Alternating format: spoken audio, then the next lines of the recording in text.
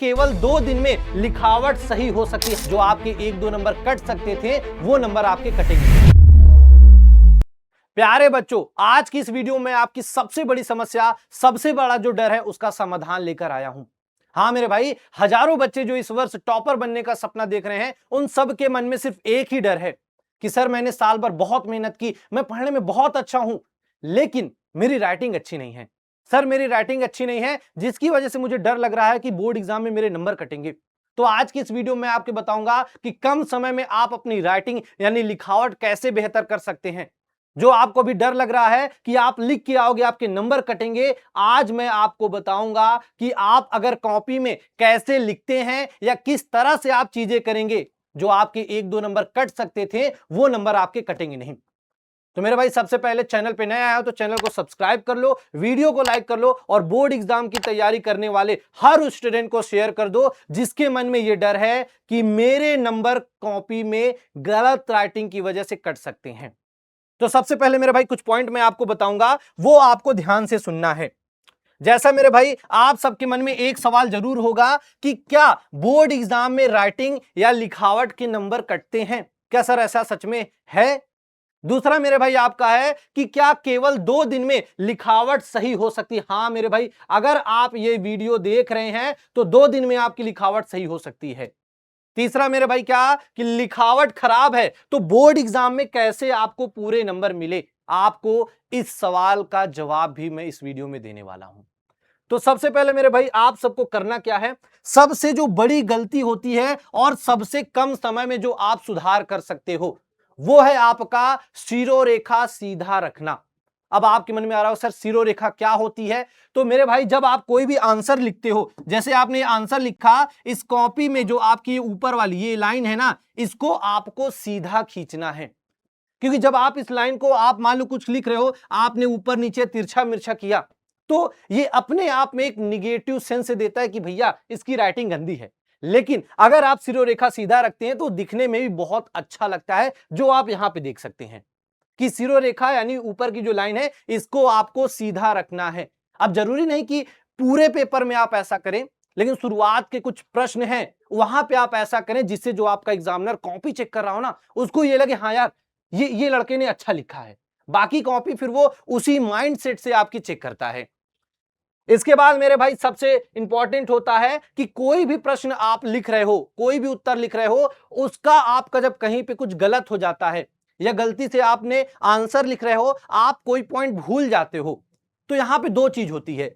कुछ महारथी होते हैं, जो समझदार होते हैं, वो तो चलो सिंपल से ऐसे एक बार कट करते हैं, और कुछ महापुरुष आते हैं, वो क्या करते हैं, वो इसी में लड़ाई झगड़ा करने लगते हैं और ऐसे इसको कर देते हैं।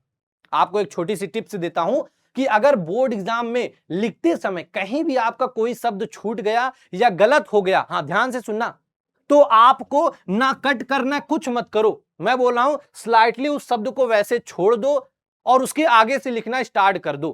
क्योंकि देखो यहां पेज में अगर सब कुछ लिखा हुआ है तो आपको एकदम नॉर्मल लग रहा है, लेकिन अगर यहीं पे मैं यहां पे इसको नॉर्मल से कट कर देता हूं तो ना चाहते हुए भी आपका ध्यान यहां पे जाएगा। ठीक इसी प्रकार जब बोर्ड एग्जाम में आपका एग्जामिनर कॉपी चेक करता है, तो जब आप थोड़ा बहुत भी जो काटा पीटी करते हो ना, तो ना चाहते हुए भी उसका ध्यान यहां पे जाता है और वो नहीं भी चाहेगा कि आपके नंबर काटे, लेकिन इस छोटी सी चीज की वजह से वो आपका नंबर काटेगा। क्यों? क्योंकि जब यहां पे आपको कुछ गलती दिखेगी तो वो आपका पूरा आंसर पढ़ेगा और वहीं आपके नंबर कट। ये आपको नहीं करना है, ठीक है, ये मत करना। इसके बाद मेरे भाई आपका कि जो आपका प्रश्न उत्तर लिखते हो तो आपका बाएं से दाएं, ये तो देखो कॉमन चीज है मेरे भाई, कॉमन सिंपल सा कॉमन सेंस है। क्या आपको पता है ये इधर साइड से आपका दाया होता है, इधर से बायां, तो नॉर्मल इधर से आपको इधर लिखना है, क्योंकि हम हिंदी लिख रहे हैं। हाँ, उर्दू में आपका दूसरे साइड से होता है, तो इतना तो चलो कॉमन सेंस है, इतना तो सब जानते होंगे। इसके बाद मेरे भाई सबसे बड़ी आती है फॉन्ट साइज।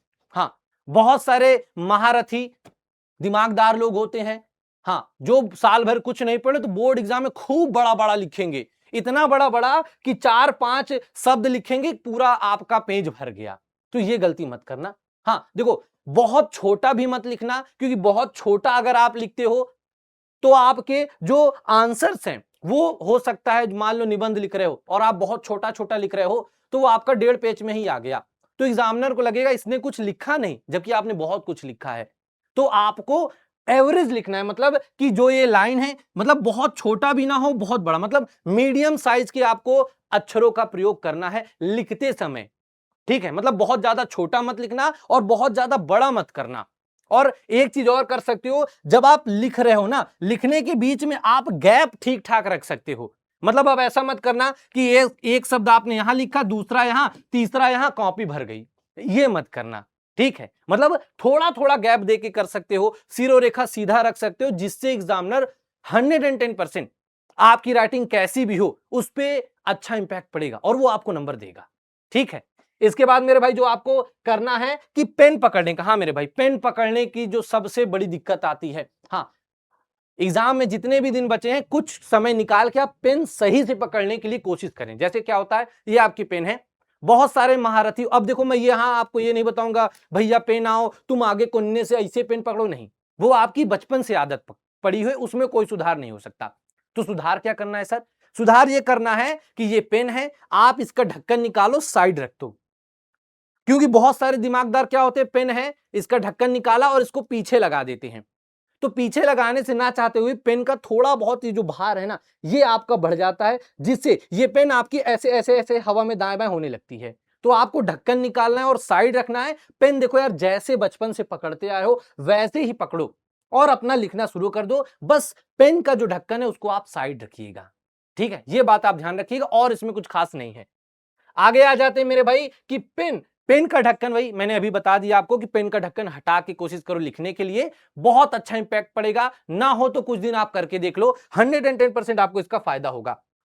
अब इसके बाद जो आपके सवाल थे कि सर क्या बोर्ड एग्जाम में आपके राइटिंग के नंबर कटते हैं, तो मेरे भाई मैं आपको बताता हूं, अगर अभी मैं आपको एक कॉपी बताऊंगा कि अगर आप उस तरह से लिखेंगे, राइटिंग कितनी भी खराब हो तो आपके नंबर नहीं कटने वाले हैं।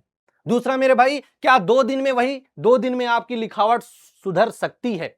मैं फिर ये नहीं मैं बोल रहा हूं कि आप बहुत सुंदर लिखना स्टार्ट कर दोगे कंप्यूटर की तरह, नहीं, आप ऐसा लिखना शुरू कर दोगे कि बोर्ड एग्जाम में आपको पूरे नंबर मिल सके।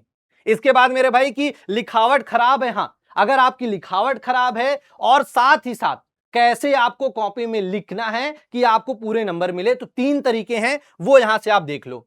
यहां पे देखो, ऐसे लिखोगे पूरे नंबर मिलेंगे। कैसे लिखोगे? सबसे पहले ऊपर आपका जो भी प्रश्न उत्तर है, याद रखना, जेल पेन का और साथ साथ स्केच का इस्तेमाल मत करना।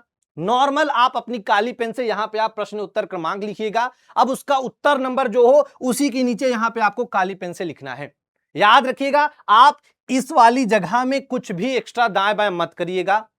और अगर मैथ्स है, मैथ्स के क्वेश्चन सॉल्व कर रहे हो, तो यहां पे साइड में छोटी सी जगह, बहुत बड़ी नहीं, मैं देखता हूं इतना बड़ा पेज पाए, आधा पेज पे ऐसे लाइन खींच दिए कि रफ कार है, जल्दी जल्दी कॉपी भरे, ये मत करना। क्योंकि जब तुम ये करते हो ना, एग्जामिनर भाई पहली बार तो कॉपी चेक नहीं करना है, उसको समझ में आ जाता है ये पेज भरने की कोशिश कर रहा है, और वहीं आपकी कॉपी वो उसी मानसिकता से चेक करेगा, नंबर आपके कट।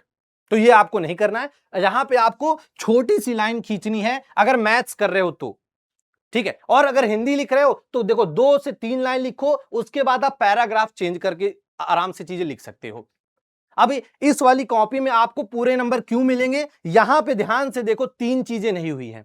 पहला कि शब्दों के बीच में देखो गैपिंग है, लेकिन बहुत ज्यादा गैपिंग नहीं है। दूसरा कि कहीं भी आपको काटा पीटी नहीं है, अगर आपने काटा पीटी नहीं की तो एग्जामिनर यहां पे आपकी कोई गलती भी नहीं निकालेगा। ठीक है, तो अगर आपकी लिखावट खराब है, मैं फिर से बोल रहा हूं, लिखावट खराब है, थोड़ा बहुत इंपैक्ट पड़ेगा, लेकिन अगर आप कॉपी को साफ सुथरा लिखोगे, जितने साफ सुथरा आप पेज को रखोगे, उतने बेहतर बोर्ड एग्जाम में आपको नंबर मिलेंगे। नंबर कटते हैं लेकिन जब आप कॉपी को गंदा करते हो तब, नहीं तो आपके नंबर नहीं कटने वाले हैं। तो यह वीडियो कैसा लगा, और इस वीडियो में जो जो चीजें मैंने बताई उसका आप लोग इंप्लीमेंट करिएगा, और अपने जो भी कक्षा 10वीं या 12वीं के जो स्टूडेंट हैं उन तक यह वीडियो शेयर कर दो कि भैया बोर्ड एग्जाम से पहले आपको इस प्रकार से साफ सुथरी कॉपी रखनी है बोर्ड एग्जाम में, ताकि आपके नंबर ना कट सके। बाकी इस वर्ष आपका बोर्ड एग्जाम में टारगेट क्या है, हर एक साथी कमेंट करके जरूर जाना। चैनल पे पहली बार हो, चैनल को सब्सक्राइब करो और वीडियो को जरूर लाइक करना।